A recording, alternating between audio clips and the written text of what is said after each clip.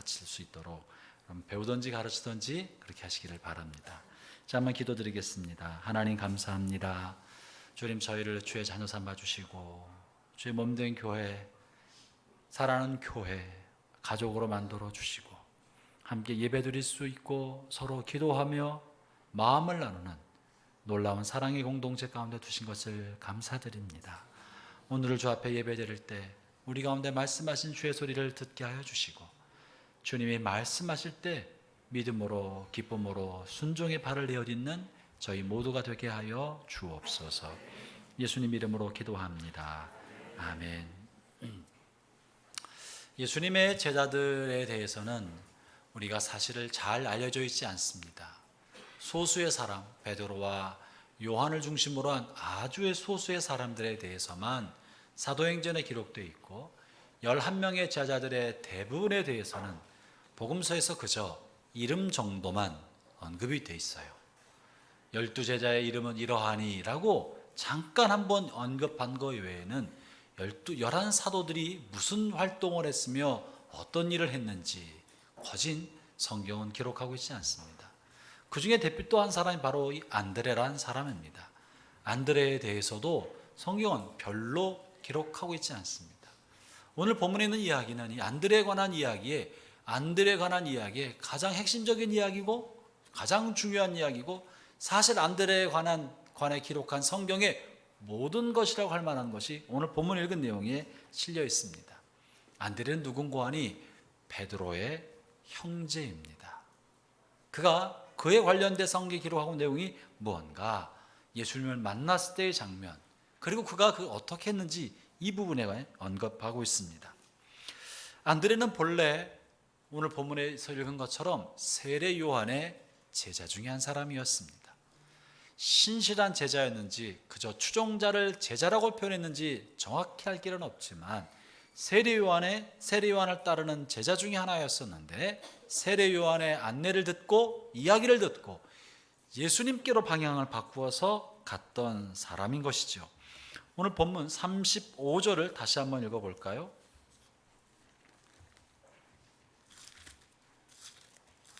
요한복음 1장 35절을 같이 한번 보도록 하겠습니다.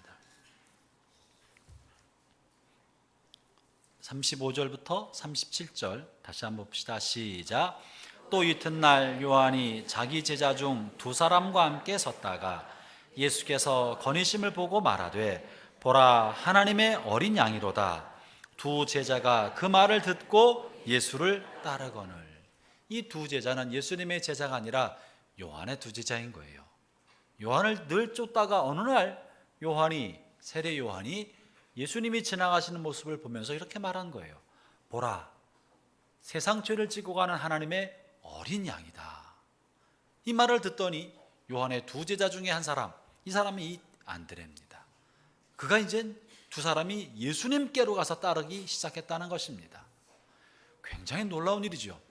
이 안드레와 또 한 사람의 제자는 예수님에 관한 굉장한 이야기를 들은 것이 아닙니다.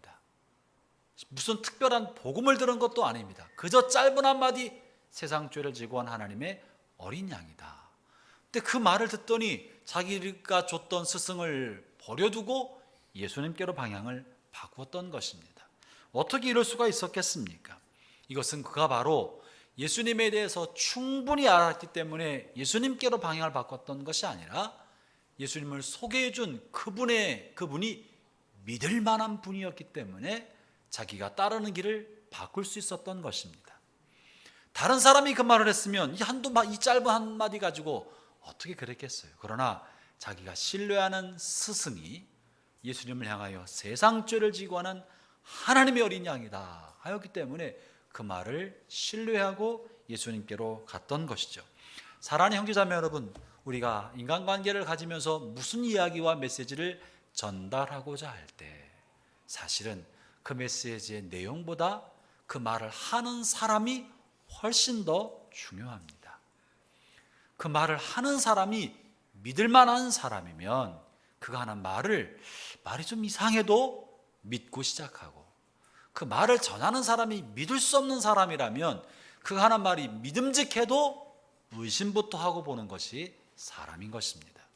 그래서 우리가 먼저 중요한 건 무슨 말을 하느냐보다 믿을 만한 사람이 되는 것, 인간관계 안에서 신뢰를 먼저 쌓는 것이 메시지를 전하는 것보다 훨씬 더 먼저 되는 일이라고 하는 것이에요. 근데 우리 흔히는 먼저 하고 싶은 말이 많기 때문에 많은 말부터 전달하려 하지만 그 말이 다른 사람의 귀에 들리고 마음에 남으려면 신뢰관계가 먼저 형성되어야 하는 것입니다.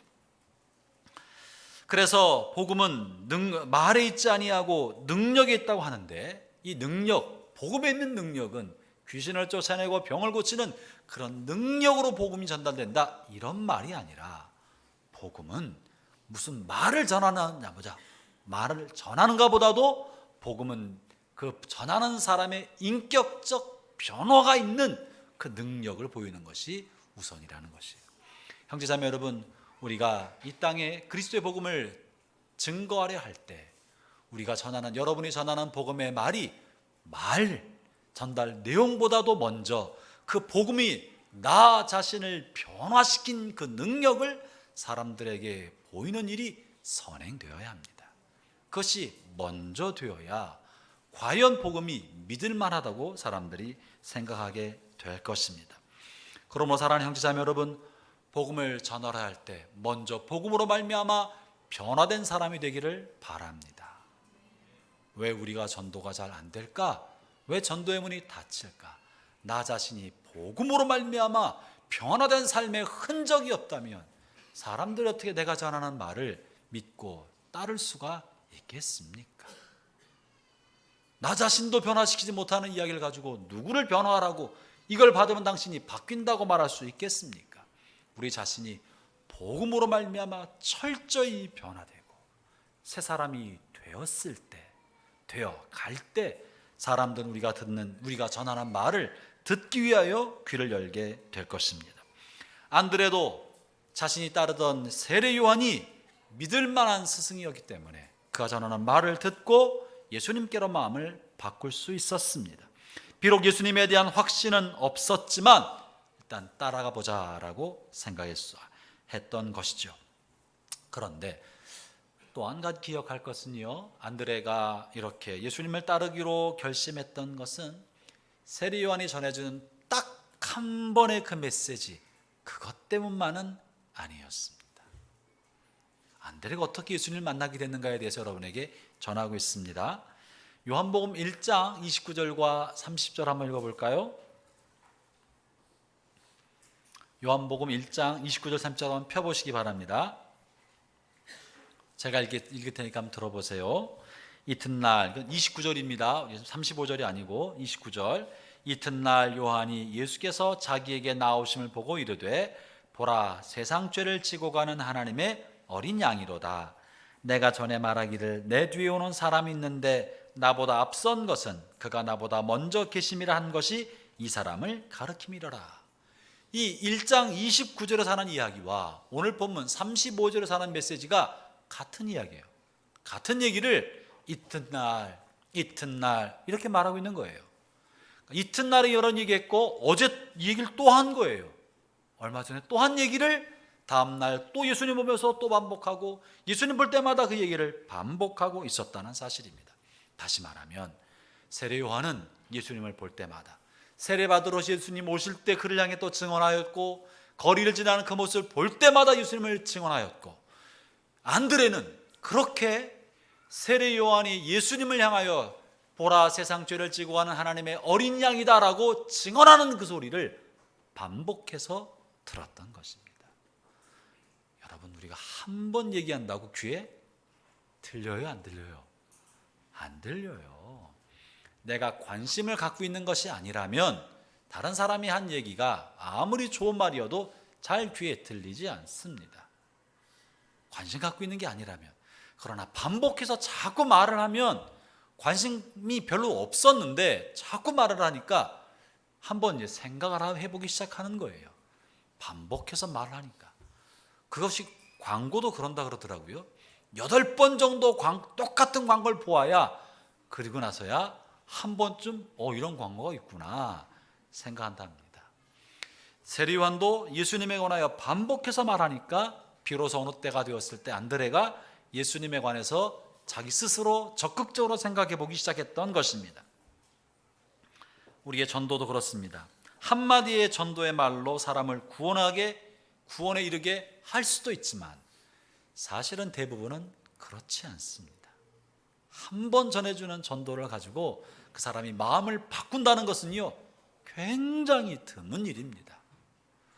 내가 한 번 전해서 믿은 사람이 있겠지만 나 전하기 이전에 또 다른 많은 사람이 이미 반복해 전해왔다가 내가 전할 때 준비된 사람이 우리의 전도를 받아들이고 예수님을 영접하는 거지, 딱 한 번 들었는데 그런 경우는 굉장히 드뭅니다.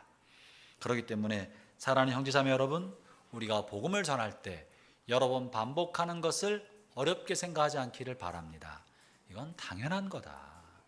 세례요한도 한 번 전할 때 사람들이 귀담아 듣지 않았고, 예수님 말씀하실 때도 사람이 귀담아 듣지 않았는데 반복해서 같은 말을 계속 반복해 전하면 마치 연이어 떨어지는 물방울의 바위가 구멍이 뚫릴 수 있는 것처럼 우리가 반복해서 전하는 복음의 소리로 바위처럼 굳어진 사람의 마음이 뚫어지고 깨어질 수 있게 된다는 것입니다.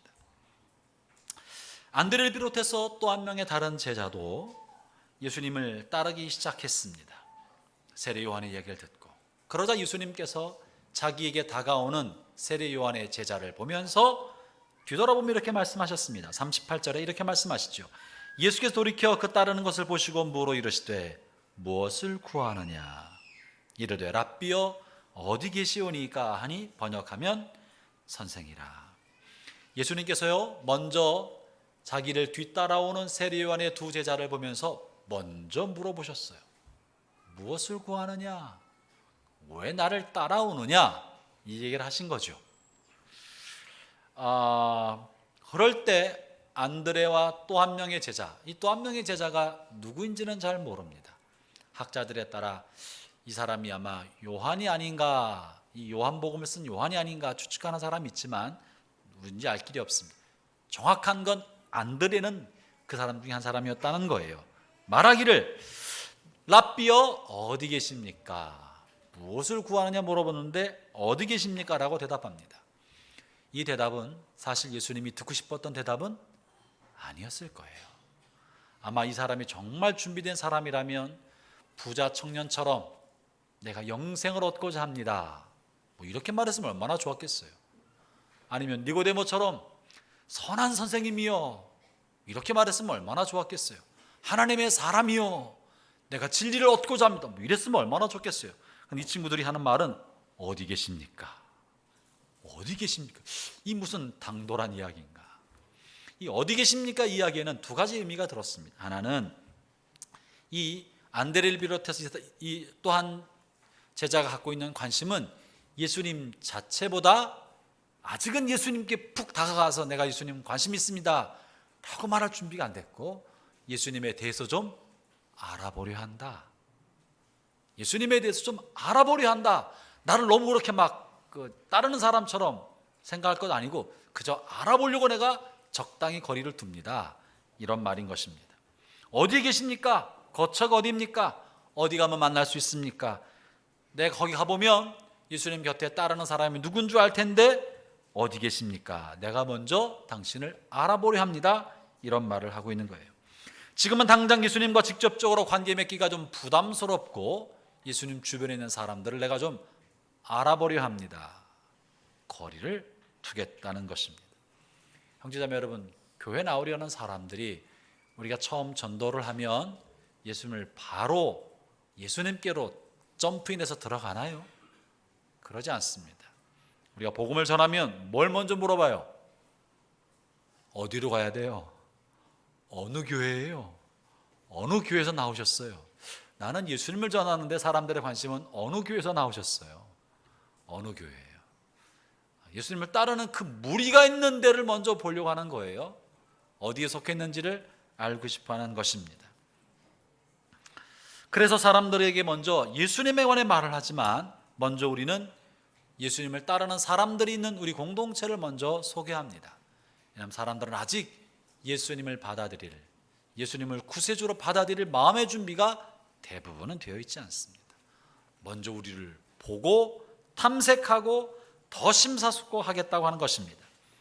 그래서 전도할 때 어디로 가야 됩니까? 어디 계십니까? 그럴 때 뭐라고 예수님이 어디 계시다고 말을 해야 됩니까? 어디라고요? 예수님 어디 계시나요? 내 마음에 계십니다라고. 그거 아니고 예수님 어디 계시냐고 말하면 됩니까? 어디로 가야 됩니까? 뭐라고 말해야 되겠습니까? 요한 서울교회로 오세요. 요한 서울교회 계십니다. 아멘. 안 믿으시는 분이 계시신 것 같으세요? 우리 교회 안에 주님 계셔요, 안 계셔요? 아멘. 계시죠. 이 예배 가운데 주님 계십니까, 안 계십니까? 계시죠. 예수 믿지 않는 사람들이 어떻게 어디를 가 예수님 만날 수 있습니까? 이 안에 오면 만날 수 있습니다. 이곳에 계십니다. 우리는 먼저 예수님에 관해 전할 뿐 아니라 예수 믿는 믿음의 공동체에 관해서 먼저 소개해주고 알려줘야 합니다. 믿지 않는 사람들이 갖고 있는 관심도 먼저 어디에 계십니까? 라고 관심을 갖고 있는 거예요. 그래서 우리가 우리 교회를 소개시켜주는 것은 잘못된 게 아닙니다. 우리 교회를 알려주는 것은 틀린 게 아닙니다. 아직 그분들이 예수님에 관해 잘 알지 못하기 때문에 예수님을 따르는 믿음의 공동체를 먼저 소개해 주는 것이죠.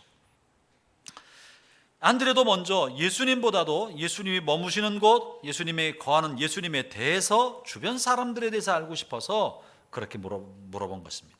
또 한 가지 질문이 갖고 있는 의미는 안드레와 또 한 친구가 갖고 있는 자기중심성을 말해줍니다. 자기중심성. 예수님이 원하는 대로 내가 따라가지 않고 내가 선택해서 가겠다는 거예요. 그래서 어딘지 거처를 알려주면 내가 가고 싶을 때, 시간 될 때 찾아가 뵙겠습니다. 내가 좀 여유가 있으면 한번 가 뵙겠습니다. 이런 말이 이 안에 들어있는 거예요. 예수님을 따르겠다는 거 아니고요. 내가 좀 시간이 되면 한번 가볼 테니까 그저 어디 계신지 주소만 좀 알려주십시오. 굉장히 자기중심적인 그런 모습을 보여줍니다. 안드레는 아직 예수 그리스도는 하나님의 아들이라고 이렇게 생각하지 않습니다. 그저 자기 편할 때, 마음 내킬 때 천천히 찾아가서 보고 내가 스스로 판단해 보겠다고 하는 것입니다. 그런데 놀랍게도 주님의 반응은 어떻습니까? 주님이 뭐라고 말씀하십니까? 39절을 읽어보겠습니다. 39절 시작.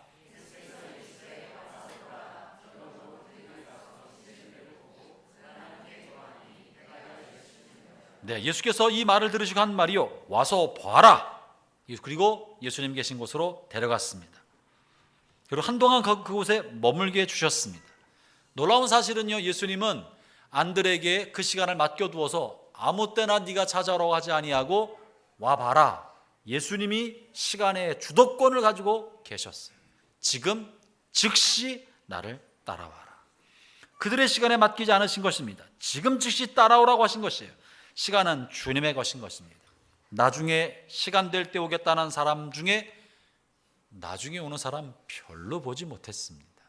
그 사람에게는 영원히 나중인지도 모릅니다. 예수님은 그들에게 즉시 따라와서 보라고 한 것입니다. 형제자매 여러분, 영혼에게는요, 그의 구원을 위해서 더 나은 나중 시간이 따로 없습니다. 지금이 바로 은혜 받을 만한 때고 지금이 바로 구원의 날입니다. 우리가 이제 생활전도, 생활관계 중심의 생활전도를 하려 합니다. 믿지 않는 사람들에게 복음을 소개시켜 주어야 합니다. 그럴 때 그들의 시간과 여건을 생각해 보아야지만 나중에 오겠다는 사람에게 지금 즉시 지금이 구원의 날, 구원받을 만한 날이고 은혜 받을 때라는 사실을 알려주어야 합니다.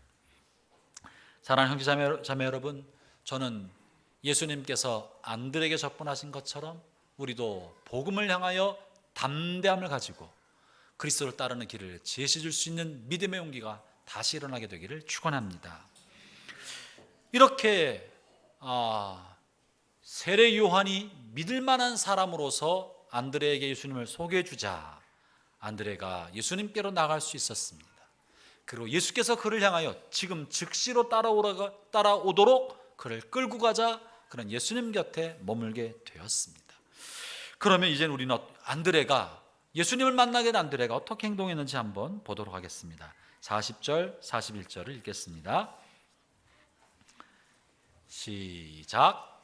요한의 말을 듣고 예수를 따르는 두 사람 중에 하나는 시몬 베드로의 형제 안드레라.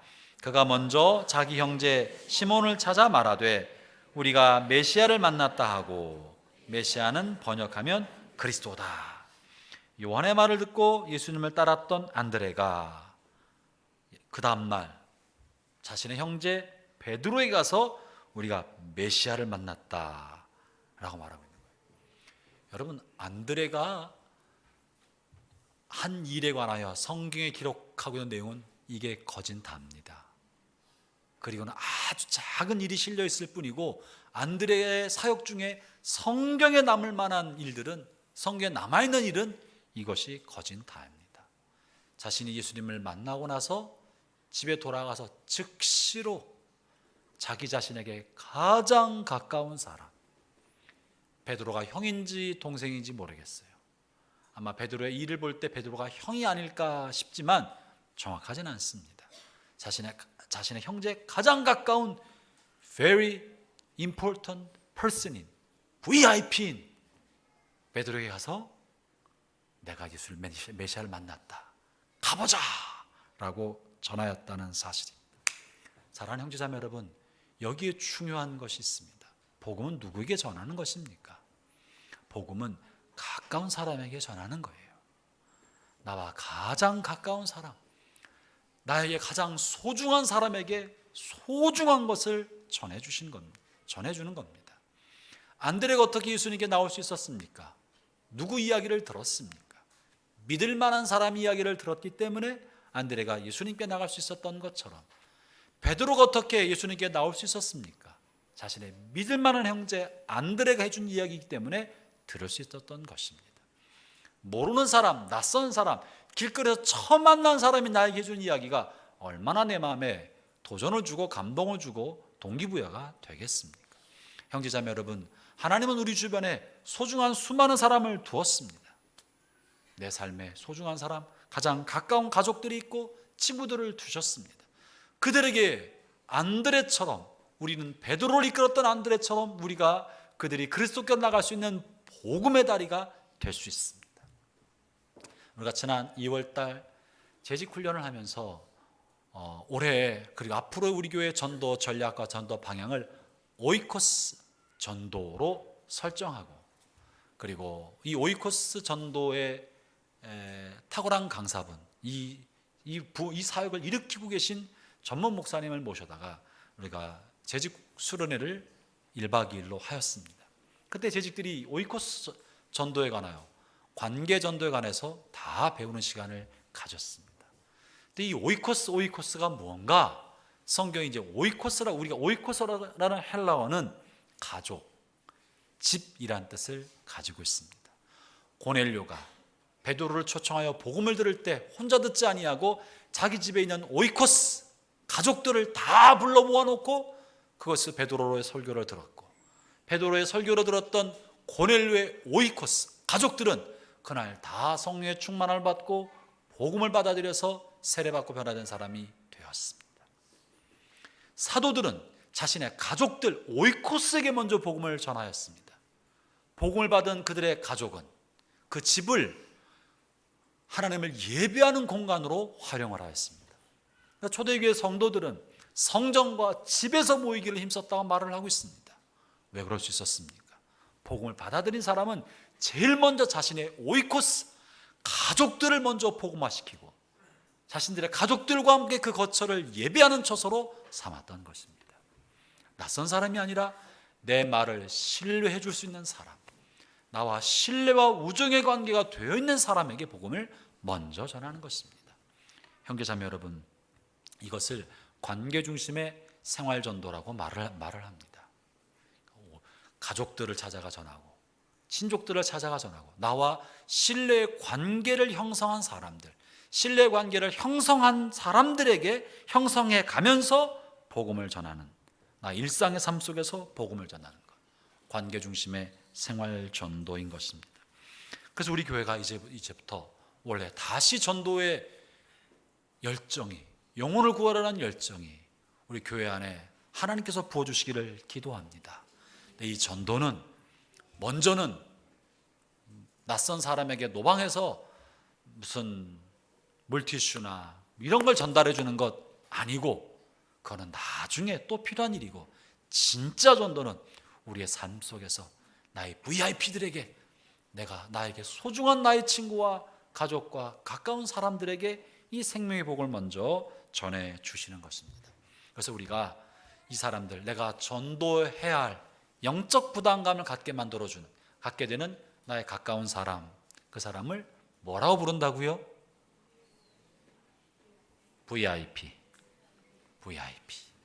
VIP라고 부르고 그들을 위해서 기도하자는 것이에요. VIP는 두 종류가 있습니다. 여러분 오늘 주보 안에 그 작전 카드 하나 받으셨잖아요. 두 종류의 VIP가 있습니다. 하나는 우리 몸된 교회 공동체, 가족 공동체로 있다가 이러저러한 일로 마음의 상처를 받거나 이러저러한 일로 뒤로 물러나서 침례에 빠져 있는 사람, 마음이 냉담하게 식은 사람, 상처받아서 뒷걸음질쳐서 공동체로부터 떠나 있는 사람, 소위 말하면 집 나간 믿음의 형제들, 가출한 사람들, 이 가출한 믿음의 형제들을, 이 사람들이야말로 우리에게 너무나 먼저 소중한 믿음의 사람들입니다. 그분들이 우리에게 VIP 중에 한 사람들입니다. 그래서 이번에 우리가 전도할 때 영혼 구원을 하도록 그리스도의 십자가의 복음을 전할 뿐 아니라 믿음의 공동체 안으로, 가족 공동체 안에 다시 들어올 수 있도록 집 나간 형제 자매들에게 먼저 복음의 다리가 되었으면 좋겠습니다. 그래서 각자 결석자로서 있는 우리 믿음의 집 나간 형제들이에요. 어떤 분들은 그러더라고요. 그래서 가을철 되면 집 나간 며느리도 오게 하는 그런 게 있다면서요. 아시나요 여러분? 집 나간 며느리를 다시 집에 불러들이게 하는 방법을? 무슨 고기를 구우면 된다면서요? 그 고기 굽는 냄새가 멀리까지 퍼져나가서 집 나간 며느리도 그 고기 냄새 맡고 찾아온다고. 우리가 은혜의 냄새를 풍겨서 집 나간 형제들을 돌아오게 만드는 그런 일을 해야 될 것입니다. 그런 형제들, 결석자들은 우리의 중요한 VIP입니다. 뿐만 아니라 예수님을 전혀 믿지 않는 그런 VIP들이 있습니다. 1, 2, 3 순서를 나누었는데요. 먼저 가장 가까운 가족. 우리가 오랫동안 가족 전도를 해왔기 때문에 많은 분들이 가족들이 구원받았을 줄로 압니다만, 그러나 아직까지도 지난 10년, 20년 기도하고 전도했어도 아직 주께로부터 돌아오지 않은 가족들이 있습니다. 그분들을 우리 함께 마음을 모으고 기도하면서 다시 주께로 돌아오게 하는 그런 일을 해야 할 것입니다. 먼저는 본인이 결단하고, 다시 한번 이름을 쓰고, 남편, 아내, 자녀, 부모, 형제자매 결단하고 이름을 쓰고 기도하고 사귀고 초청하는 것입니다. 이 사람들은 나 혼자 감당하기는 벅찰 수 있습니다. 자치회나 공동체 안에서 집 나간 믿음의 형제들을 위해서도 함께 다시 그를 불러 모을 수 있도록 방법을 짜고, 또 우리 가족은 나 혼자 감당하기 어려우니까 주변에 있는 형제들, 자매들이 함께 도와서 교회 나오지 않는 내 남편, 나의 형제자매, 이분들 어떻게 함께 우리가 복음을 전할지 함께 고민하고 기도하고 방법을 짜면서 함께 하는 것입니다. 가족전도. 그리고 친구들, 옛 친구들, 오랫동안 만나고 있는 나의 친구들, 그 중에 복음을 아직 받아들이지 않은 친구들을 어떻게 할 것인가. 그 다음에 세 번째가 동료, 직장 동료와 이웃 사람들, 아파트 같이 있는 사람들, 연립주택 옆집 아줌마, 또 늘 다니는 편의점 알바 학생, 비장원에 있는 머리 깎는 언니, 또 가게에서 생선 파는 아주머니, 늘 만나는 그런 사람들에게 복음의 다리를 놓아주는 것입니다. 6주 동안 이 일을 하게 될 것입니다. 어떻게 하면 좋을까요? 다음 주부터 좀 하나하나 설명을 드리게 될 겁니다. 먼저는 333, 세 번 만나고, 세 번 차 마시고, 차를 마시면서 만나는 거예요. 관계를 만들어 가는 것입니다. 전화해서 찾아가서 미장원 머리 깎는 언니한테 찾아가서 머리 깎아주고 대화를 나누고, 생선 파는 아줌마 늘 가는 그 집에서 일부러 가서 생선 사면서 대화를 나누고, 편의점 알바하는 학생한테 찾아가서 이야기 나누고 소개하고 대화를 나누고, 친밀한 관계를 먼저 형성시켜 나가고, 3번 차 마시고 3번 따로 불러내서 밥 먹고, 그리고 그리고 나서 3번째는 3번은 복음을 전하고 초청하는 것입니다. 형제자매 여러분, 안드레가 베드로에게 이 복음의 자리를 놓지 않았다면 우리는 위대한 베드로의 역사를 보지 못했을 것입니다. 그러나 안드레가 그리스도를 만나고 나서 먼저 자신의 형제 시몬 베드로에게 그리스도를 소개시켜 주게 되었을 때, 초대교회를 이끌어갔던 위대한 사도, 초대교회의 기둥 같은 베드로가 세워지는 첫걸음이 되지 않았겠습니까? 지금은 아무것도 아닌 사람이라 할지라도 여러분 주변에 한국교회의 지도자가 될 만한 사람, 또 우리 교회 기둥 같은 사람, 10년 후 20년 후 기둥 같은 사람이 될 만한 사람이 우리 주변에 숨어 있을 것입니다. 우리는 알지 못해도 주님은 아십니다. 놀라운 사실은요, 예수님께서 베드로를 아셨습니다. 41절 42절을 같이 한번 읽어봅시다.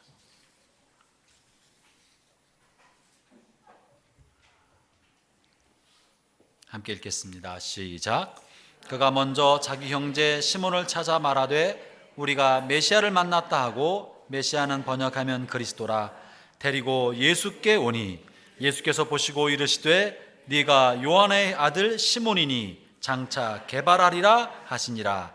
게발은 번역하면 베드로라. 안드레는 예수님을 소개해 줬을 뿐만 아니라 예수님께 데리고 왔습니다. 더 놀라운 사실은 예수님은 베드로가 어부요 아무것도 아닌 사람이고 이제 처음 그 자리에 나온 사람이지만 예수님은 이미 베드로를 알고 계셨습니다. 베드로는 이미 그가 장차 교회의 반석 같은 지도자가 될 만한 사람으로 주님은 그의 마음에 준비하셨던 것입니다. 우리는 복음을 전하고 교회로 데려오기만 하면 그를 변화시켜 베드로가 되게 만드는 사람은 누굽니까? 주님이신 거예요. 주님이 변화시키십니다. 우리는 다만 전하고 인도할 뿐인 것입니다. 사랑하는 형제자매 여러분, 다음 주부터 우리가 VIP를 작정해서 7월 말까지 6주 동안 333을 하려고 합니다. 3번 만나서 차도 마시고 3번 밥도 먹으면서 교제도 하고, 그리고 3차례 걸쳐서 복음을 전달해주고, 그러면서 6주 동안 우리가 기도하면서 사귀고 마침내 초청할 때 저는 여러분을 통하여 베드로와 같은 기둥 같은 그리스도의 사람들이 이 땅에 세워지게 되고 그리스도를 알게 되는 일이 벌어질 것이라고 믿습니다. 사랑하는 형제자매 여러분, 한동안 우리가 멈추고 있었던, 주저주저하고 있었던, 뒷걸음질 치고 있었던 영혼 구원의 이 사역에 다시 한번 허리띠를 동여매고 마음을 추스려서 이 일에 헌신하고 동참하기를 바랍니다. 우리 교회가 교회다워질 수 있는 길은 우리의 교회가 영혼을 구원하는 방주의 사명을 감당하는 것입니다. 이 방주의 사명을 감당하지 못한다면 우리는 우리끼리의 잔치만 끝나는 그런 개토, 그런 갇힌 웅덩이 같은 물이 되어서 이 속에서 점점점 썩어져 가게 될 거예요. 세상에서 썩는 것이 아니라 우리끼리 모여서 이 안에서 썩는 거예요. 우리가 구원의 방주로서 생명을 계속 낳고 계속 생명을 번식시켜 나아간다면 비로소 교회는 교회다운 사명을 감당하는 그리스도의 몸이 되지 않겠습니까? 형제자매 여러분, 기도하면서 복음 전파를 위해 사귐에 힘쓰고 그리스도께 초청하는 이 큰일에 함께 하시기를 바랍니다. 기도하겠습니다.